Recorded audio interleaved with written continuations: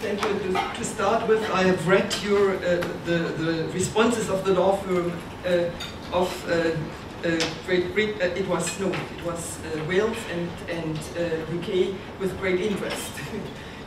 It was very helpful to prepare my report. I want to thank QED for the invitation, and perhaps, oh, there is a mobile. Is it yours? No, this is a voice recorder. Okay, okay. Okay, I want to thank QED for the invitation, and but first I have to make one organization remark. You find my report in your files, but I have to say it's the very condensed report. As a rapporteur, we have only the possibility to make a report with the length of 2,000 characters. To respect the work of our translators, of our interpreters, we have to condense our work. And to cover 2 green papers, and I cover not only in my report the green paper of the modernization of public procurement, but as well the green paper on the electronic public procurement. And to cover both green papers, I need more than 6,000 characters. It's impossible to do it with that.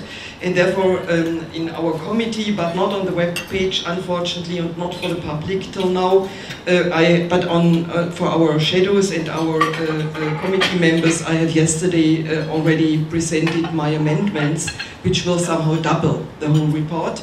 And to give you an impression, I think a lot of issues which are important are not covered in the first draft. For example, what I mentioned already, the question of electronic procurement is only very shortly mentioned, and now it's a whole page on that.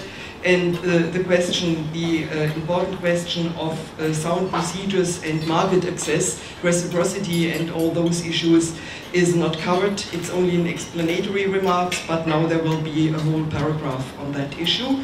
Therefore, it changes somehow its character. And to start with, a very important point, which I think is mostly missing when you discuss public procurement, the question of the dialogue between the market and the public procurer is not mentioned in my report now, or only shortly mentioned. Now it's broader mentioned. And I think this is an important issue. We are in times of financial restrictions, it was already mentioned. We are in times of budget deficits, and therefore it's very important to facilitate the work of the public procurers. And my impression is that most public procurers work in an atmosphere of high bureaucracy. And to start with, the public procurement rules, the European public procurement rules, as they stand nowadays, have somehow contributed to that bureaucratic atmosphere in a negative way, because they are, in our opinion, too technical, let's say, too detailed, and somehow too legalistic in their approach. And we want now a reform who simplifies the rules, who makes them more flexible, and who facilitates the possibility to use public procurement for society goals, which is in the moment a big problem. And to start and to react on one remark, this report is not the first report from our committee on public procurements. We have already started with a report on the implementation of the 2004 regulation, done by Arlene McCarthy for 3 years. And then it was followed by a report of Mr. Harbour on the issue of innovation and pre-commercial procurement. And in last year, I made a report on the newest development on public procurement, which took into account the changes the Lisbon Treaty brought about, and which included in my opinion, important question, for example, of the right of self-governance for local and regional authorities, which was not clear up until now, which is now better clarified via the Lisbon Treaty and via ECJ ruling, and all in all, I came to the assumption in my report last year already that the public procurement rules create a too heavy burden for public procurers and for SMEs as well. it's not only the procurer sides, it's as well the supplier sides, which has a high bureaucratic burden. Now, what instruments are we planning to propose to make it more, to facilitate it, to make it easier for public procurers and for suppliers? First of all, I think we have to go in the direction of allowing more negotiation procedure, but starting already with the problem of market access. A public procurer should know the market before he makes a public procurement. Nowadays, it's for the private sector normal that they make a study about the market before they procure, for example, a very expensive for very expensive products. Public procurers, it's not banned, it's not forbidden in the public procurement rules, but they assume it's not allowed, and therefore they are very cautious.